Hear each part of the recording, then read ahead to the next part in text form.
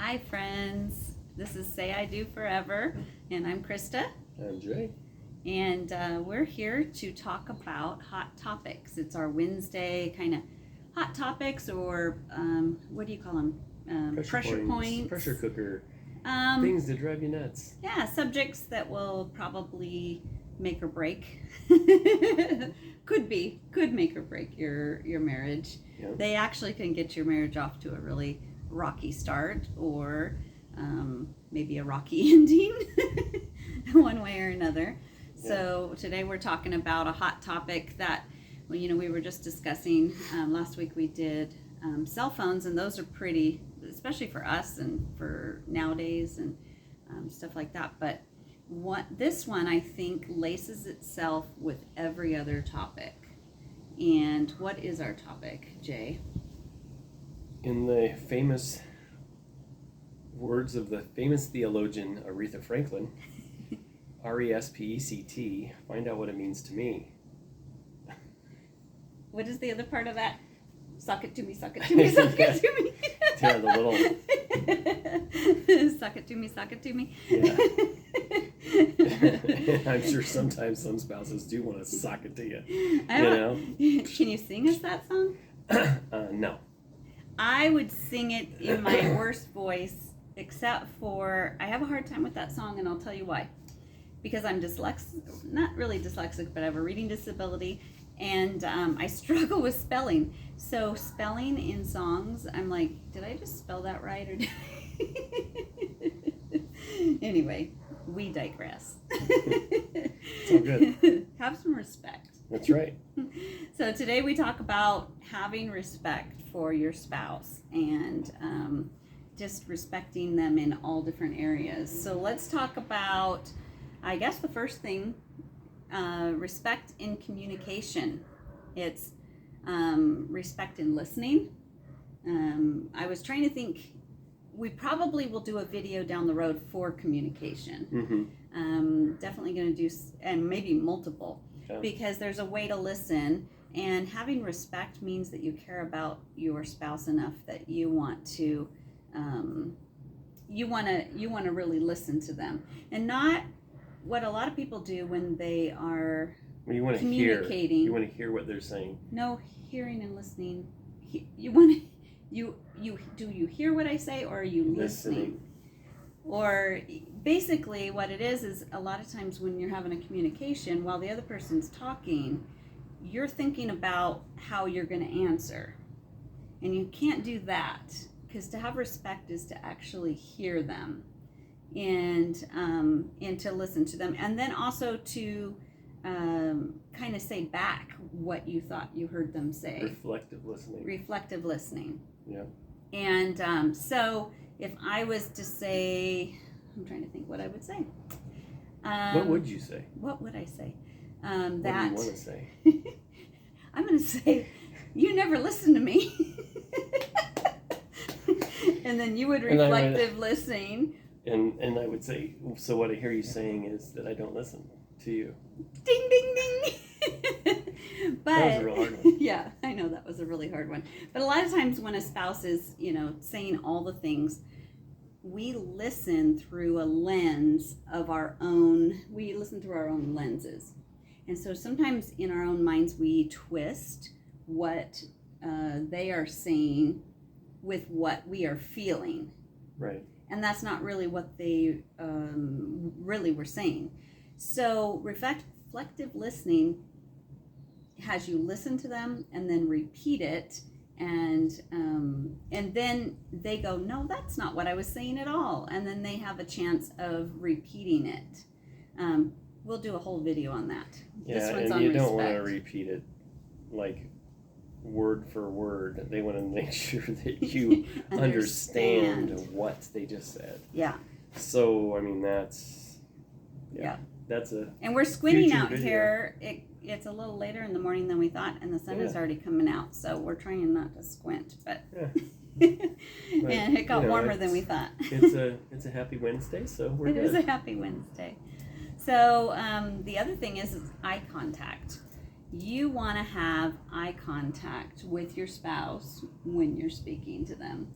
Not weird. I have no problem with this. Not weird eye contact. I'm not saying weird eye contact. I can just look at. But you don't want to no be problem. looking down at your phone while they're talking. Right. I have a habit of, I like to multitask. So I want to keep getting things done. So I'm going to probably do dishes while he's trying to talk to me. I'm going to keep sewing while he's talking to me. That's not telling him I'm listening. That's just, yeah, I have a bad habit of that. don't. No. Sometimes when you get busy, you have to multitask, and you have to do that. And I get that, and I understand that. I don't have a problem with you doing that when you need to do that, and I know that you have to do that. You know, when you're trying to convey something, it's very important, and so, you know. But I think the best part is I can always talk to you later. The whole respect thing is caring enough to make some changes in your behavior. Sure. That benefits your marriage. And if you're listening to this this video, you probably are there. You probably want to make the changes to make your marriage or relationship better. It'll help you in all, even with children, with friendships too. Friendships, kids, relatives. Oh, we just had a squirrel fall off the fence. That's okay. He's in the thing. It's okay. He's always. Sorry, it's a little exciting here in our backyard. He's been eating pretty healthy, so. But okay, so that's respect in when you're communicating. Make some improvements this week. Just be aware of when you're talking to your spouse. Respect in a team mindset, like having a team mindset that you are not acting singly. You are a married couple. Yeah, a guy I knew here quite a while ago. It was funny because he was just going off about his wife, and he was just venting, and he looked at me and he said, if she doesn't like it, that's too bad. That's how I do it, and you know what? She knows where the door is at. And I thought to myself, well, you know what? Number one, that's rude. Two, that's not a way to have a marriage. And three, there's got to be underlying issues with the relationship. There's more there than what he's conveying to me about, well, if she doesn't like it, too bad. You can't be that way in marriage. It's all about compromise. You can't just say, I'm putting my foot down and this is how it is, and if you don't like it, too bad. That's not how it works. That's not how any of this works. Yeah. It's just not. You need to work together as a team, knowing that there's two parts in this marriage. It's not just one leader and then one follower, No, it's all about teamwork. One that submits or something like that. It is working together for a common goal. And the first biggest one is a good marriage. So you're working together for a good marriage. Yeah. But no matter what you're working towards, it's that team mindset. Yeah, you have to have teamwork. A verse that comes to mind is, I can't remember if it's in Proverbs, but it talks about blessed is the man who falls down and has someone to help him up. You have each other's back. You walk side by side, hand in hand. When you're standing up at the front of the church and you're saying I do, and you have each other's hands, you're there. You're holding on to each other. You're staring at each other. It's 10 minutes, but it feels like a lot longer than that. But you're making that covenant between you, your spouse, and the Lord. And the Bible also talks about a 3-cord strand isn't easily broken. If Christa and I years ago didn't trust in God, lean on Him for understanding in our marriage, when we hit a huge rocky spot, like it was like not good, without Him as that 3rd cord strand, in the rope that like binds us together that we can hang on to, we wouldn't have lasted. We're all about teamwork, and especially now that we've gotten older, we're at a different season in our marriage. We're at a different place in our lives. 30 years ago, I was an idiot, and now I'm not so much of an idiot. But the older you get, the longer you're married, the more you learn. You can't just expect things. When you're married, you just can't expect things to change overnight. Things don't just switch. You have to work hard at your marriage. You have to respect each other. You have to have teamwork. Period. It's crucial. We just did a video on Monday about on our Money Mondays about goal setting, and it's kind of funny. Really, this video should have been first, but it just happens to be we do the money stuff on Mondays and the hot topics on Wednesdays. But this subject really covers all other subjects. So if you are goal setting, and if you haven't done it yet, from all the information on our Monday is, we took you step by step on how to set goals together. Yeah. I think the first thing is, if you're going to do it this weekend or soon, is having respect for each other's personalities, for your differences. We're going to talk about some of those things. But teamwork towards a goal, teamwork towards a purpose, I think is so critical. Yeah, and I don't want to go into goal setting. Yeah. Because we did that in the other video, so check out our other video. Yeah. So we don't want to double it up. No. So yeah, go and see our video on Monday about how to have teamwork when you're goal setting and stuff like that. But remember this video for that. We also have, and this goes right along with it, is respect in honoring their choices, their views, and their perspective. A lot of married couples, there's one power person. One person might be an extrovert, or one person might be the nerd or the decision maker. And sometimes they won't accept the other spouse's ideas. So let's just say a couple different scenarios. Like we're going to do like a vacation. So you're going to have a family vacation. Both spouses need to come to the table with ideas, and a lot of times one spouse will just kind of dominate, and automatically one spouse is going to be a planner and one spouse is not. And so it's okay that one spouse kind of take care of the details. Right. But the other spouse, if you're the spouse that takes care of all the details, you need to listen to the other spouse to hear some ideas, even if you think they're stupid. Even Dave Ramsey, when he's teaching, says to the nerds, you create the budget, but the free spirit has to come to the budget meeting, and then they have to make a couple changes to the budget. And nerds, you have to be okay with them changing a few of the budgets. That's the hard part, is letting somebody else have a decision on something. Decorating a house. One of you is going to be a decorator. One of you has strong views on what looks good and what doesn't.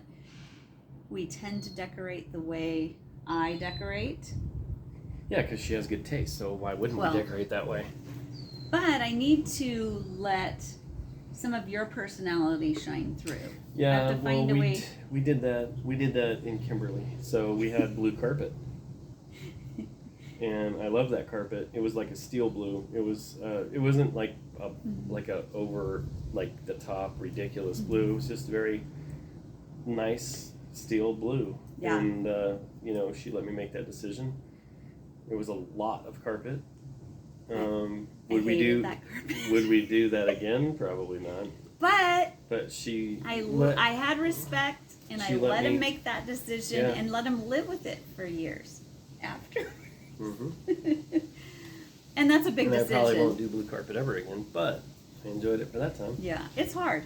I think that's hard with differences of opinions and views and perspectives. Well, it's back to the vacation one too. Is you can't sit there and say, okay, well, I picked out the place, I picked out the vacation destination, and you just have to just pack your bag, get ready, because that's what we're going to do. It's like, no, you can't do that. You have to work as a team and select the place you want to go to and decide together, because if you do I'm going to just tell you the way it is as far as vacation, when you get there, your spouse is going to have a horrible time, because that's probably where your spouse didn't even want to go in the first place. Yeah. There's always compromise, and I think a lot of couples miss that. They miss the boat when it comes to compromise. It's either their way or the highway, and that's not how marriage works. I've seen, it's disrespectful down the road to not from working with a lot of couples. I've seen older couples that one of the spouses just was kind of like none of his or her choices were taken into consideration. They, weren't valued, and then in the end they just became quiet and bitter. Mm-hmm. You don't want that in your marriage. You don't want your spouse to become just quiet and bitter, because at one point some people, when they don't win, they just kind of shut up and just start surviving. They just clam up. They just are quiet, and then some of those same ones, the other spouse was like, they're so quiet. They never say anything. I never have any good conversation with them. Could be that they got shut down so much that they just stopped caring and stopped trying. Yeah. So if you're new in your marriage, you want to build that good communication and teamwork right from the beginning. And if you've been married a long time, you can start making little changes that start to improve that. Yeah.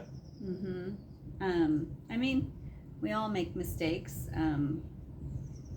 I could be pretty bullheaded when it comes to finances or to certain things that I want it my way. No. Yes. It depends. It depends on what it is. If it's, if it's that we have nothing in savings, then yeah, you need to take your stand and say, we need to get money in savings. Yeah. But I think with everything, there's balance. Have money in savings. And maybe communication where you're not just saying, nope, we're going to do that. It's not such a pressure point anymore. It's not a pressure point anymore. No. Maybe. Where it used to be. Maybe instead of, I don't know where I was going with that brain wave. But I was just thinking that, I don't know what I was thinking. That's okay though. This is unedited. This is us. Yeah. This is who we are. Just how we roll. It's all good. But yeah, I think working together and slowly making improvements. You're not going to make these changes overnight. You're not going to do 100%. You're not going to do great 100% of the time. You're going to have to stop and say, I did that really bad. Maybe that's another part of respect, is not being afraid to say, I was wrong. I need to do that again, or change it next time. I didn't speak to you right. I didn't let you help make that decision. Now let's change it and keep moving on, because I respect you and I want to make the changes that make our marriage better. Yeah. So, I agree. Speaking of that, respect and understanding your spouse's needs. There are everything from, different personalities, different love languages, which on Friday we're going to talk about our first chapter in the 5 love languages. So that might help. It might find you more respect, to respect them. But even just male, female, there's just being raised in different households growing up. Everybody has a different personality. Everybody is different. Typically, not 100%, and everybody knows this who's in a relationship or a marriage, that they know you're going to have one strong-willed person and you're going to have one laid-back person, typically. typically that's what draws you to each other, and then it drives you nuts when you get older. But that's okay, because then slowly you kind of change, turn to being like the other person, and then you kind of end up on the opposite ends of the spectrum. Like now I'm more laid back and she's more intense, feisty, speaks her mind, lets you have it. And it was the opposite. Yeah, it used to be the other way around. So I don't know, it's just in her and I have our issues. Don't get me wrong, we don't have a perfect marriage, but we strive to have a perfect marriage. As long as we strive to, that's our goal, is to just keep bettering our marriage. And what I found out is if you just if you become a teacher of what you're weak in, you will become the master in it. Because we don't have a perfect marriage. We've come from some really hard times and done it wrong, but when you teach it, you work a little harder at it, and you learn a little bit more. The teacher is the one who learns the most. And same with, we taught Dave Ramsey financial peace, and we were accountable, so we had to become better at it. So by being a teacher, so if you have a chance out there to teach a little bit of something that you're weak in, don't think, oh, I can't teach that because I'm not good at it. Think, wow, I'll become even better at it just because I was teaching it. Yeah. What is it? Practice makes perfect. Yeah. If you work at it and strive for the goal that you want to meet, you're going to hit it. Yeah. Because you just keep working. It's hard work. Marriage is hard work. I'm not going to sit here and tell you that it's not, because it is. It's very hard work, but it's worth it, is the key. So many couples, they start to get that's another one. A guy I knew a long time ago, he was married, and then he got a divorce, and then he was married, and then he got a divorce, and then he got married a third time, and he got a divorce a third time. And what he told me was, he says, Jay, it seems like if I'm in a relationship, everything's fine, but the minute I get married is when I give up. Which to me is a cop-out, because if you really want to be married in the first place, you would have worked. More work after. You would have worked hard, and you wouldn't have given up. So I don't know. You can't give up. It's almost like he got the trophy and he didn't want to put in the effort after that. It's like, I don't know. I just don't understand where he was coming from. Because we're not there, and we're not at that point, and we're not at that point. You just have to keep working hard for your marriage. You can't just say, oh, I give up. It doesn't work that way. And if you have respect for your spouse, you're going to make the changes in yourself. To do that. Yeah. What are some other respect in understanding your spouse's needs? I know we've talked about this before, I don't think on here, but men have different needs than women. And men tend to need admiration. They need to know that they're appreciated. We like kudos, at least I do. I like her to say, hey, that looks pretty good, you did a pretty good job on that, or I really appreciate you doing that. That speaks volumes to me. If I told her that, it probably wouldn't come across the same way, because that's not her needs. Her need is women need security, and we were talking about this yesterday. We were trying to figure out, well, what do we need? But and maybe ours is a little different than yours. If you you tell us in the comments below, what do you need from your spouse? What is your greatest need? What kind of encompasses it? For me, and I think a lot of women, it's security. So it's security in knowing that They need to feel loved. That he loves me Yeah. no matter if Your I screw up. Your Or, spouse needs to know that you love them. You know? what if all my hair falls out, which it has been falling out, which isn't good. If I go bald, are you going to still love me? Exactly. You know? Exactly. I need security financially. I need to know that there's enough in there that I'm not going to suddenly next week have no place to live. Or Right. I need that security. I need the security in, the love. I need the security. I don't know what other areas. But just knowing that I'm loved regardless of what I look like, what mistakes I made. And women, if you have something different, put it in the comments. Tell us some other things that you need. And I was going to say too, I think with wives, they are critical of themselves enough, and they don't need a husband picking them apart or pointing out any imperfections that they see. It's not about that. And we as husbands, you know what? We need to keep our mouths shut. And they're hard enough on themselves, let alone having us chime in and say, oh, you're gaining a little weight there, and that's a pressure point, and they don't need to hear that. They need to be loved. They need to be respected. Well, and on, going back to men, I think that we have a society that is tearing down our men. We, they go out into the world, and, their work, their bosses may not be telling them that they're doing a good job. They may be just giving them all the negative, like you need to do this, you need to do that, but not telling them that they're doing a good job. Then, the world is saying that men are weak and women are amazing nowadays.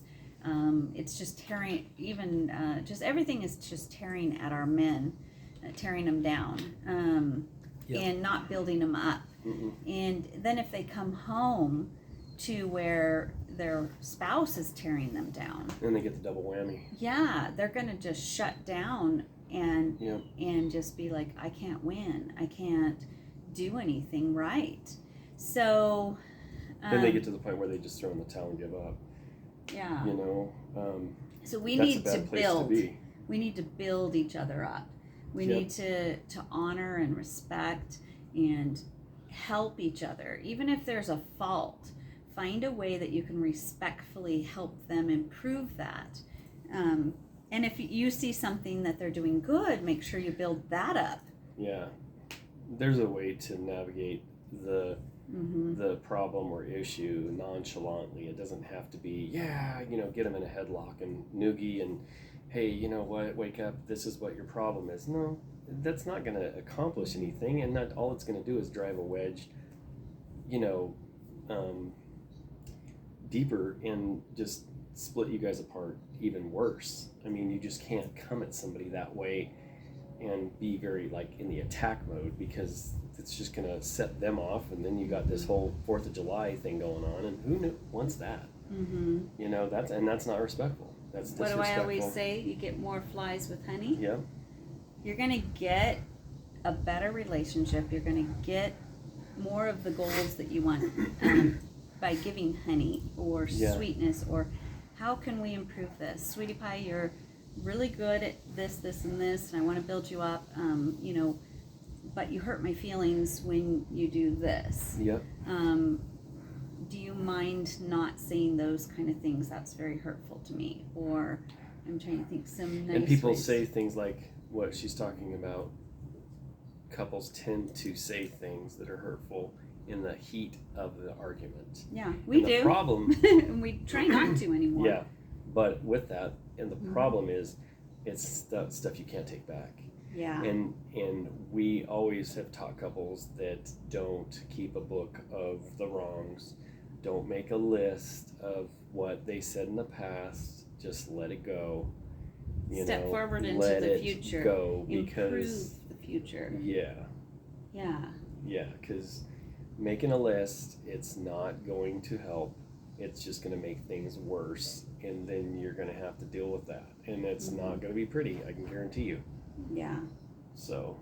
Well, and also respecting how you speak to Yes. or about your spouse. Yeah. So critical. So, speaking to, what about,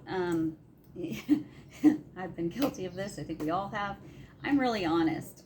You know, I'm not perfect here. Oh, but have you ever been in like a heated fight and you're just in a bad mood and you're just not speaking very nice and you're like, well, you should have emptied the dishwasher, but then the phone rings and then you're like, hi, this is Christa. Okay, that is speaking better to strangers than you speak to your spouse. Well, that's a good one. Yeah, so how, check your language, check your tone, check how you speak to strangers and how you speak to your spouse. Yeah. And there's a sense of intimacy that they love you no matter what. So you can say things that are a little harsh, because you respect each other enough that you can tell each other hard things. And on the flip side of that, though, you don't need to browbeat them into where they just clam up and then suddenly now you lost them. They've given up. I mean, especially the spouses that have quiet spouses. You browbeat them so much that then you're not going to hear not anything ever again out of them, and they'll just give you the pat answer. Well, no, I'm fine. No, it's good. It's good. We're good. Everything's good. It's good. And then they're just stewing inside. Yeah. Yeah. Yeah, and then it's like a pressure cooker, and then they're going to finally one day blow. Yeah. And that's not a healthy relationship. It's not a good place to be. You gotta stop.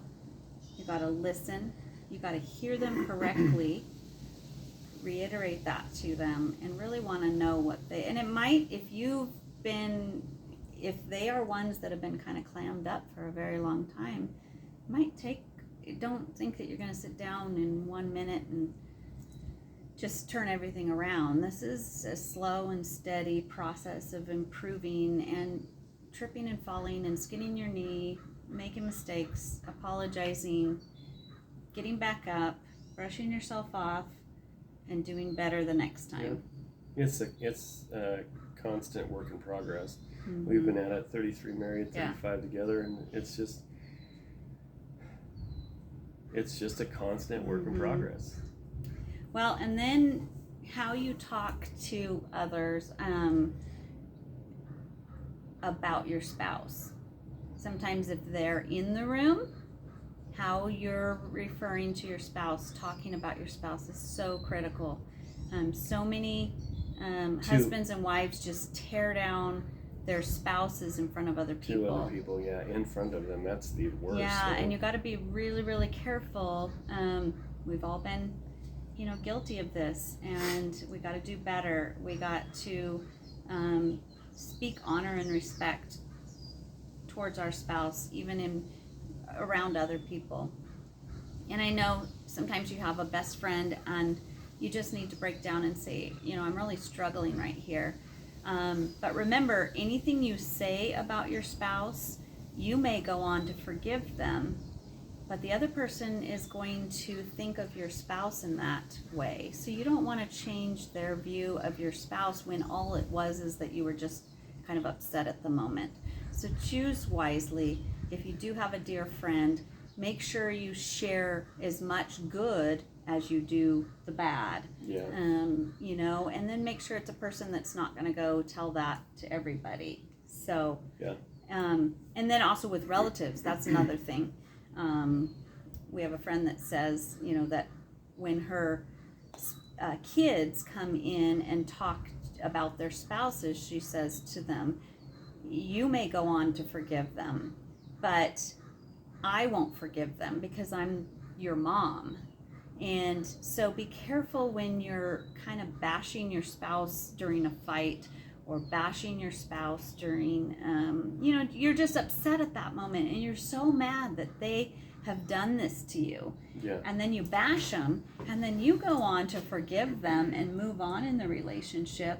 But if it's a parent or a sibling or somebody who you confide in that's your family, they're going to take the defense for you, and they're not going to forgive your spouse like you did.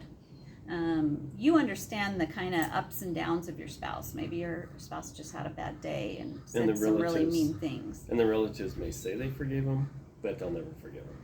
Yeah. So they won't.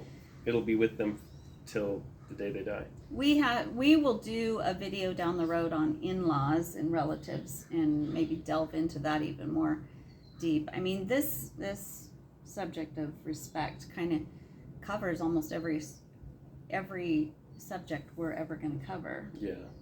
It totally does. What we want to do is challenge you to think a little differently about how you speak, how you act, how you listen.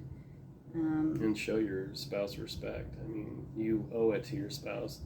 You know, you stood up there in front of everyone, and you know, you said your vows, whether they're the standard vows or vows you wrote yourself. And I mean, if you meant them then, you should certainly still mean them now. So, yeah, you know, show them the respect and the honor that they deserve instead of disrespect, which it's a bad road. I'm just saying right now, it's a bad road to disrespect your spouse. Yeah, it will lead to cuts and bruises mentally, mentally that you may never be able to repair. Yeah. Your spouse might hear something you said to them, and in their mind over and over again. We've all been there where things from our childhood repeat in our heads. Well, so much so with, you know, somebody that you love telling you something, it kind of repeats in your head. Yeah. So, anything else on that? I can think of. Okay. Well, I know we're, you know, like I said, go back and watch our video on Monday about goal setting. And remember to have respect when you guys are getting together and making choices of what your goals are for the next year, 5 years. And remember, you're going to have separate individual goals, personal goals, and then you're going to have couple goals when you come together. So honor each other, respect each other. Yep. And then Friday, tune in when we're going to start the first chapter in the 5 love languages. And just knowing your spouse's love language is going to help incredibly to respect. Yeah. This week, we didn't plan it, but this week all goes together. It's amazing how that's working out, huh? Yeah. Yeah. Okay. Well, this is Jay and Christa. Until next time, helping you say I do forever. See you guys. Bye.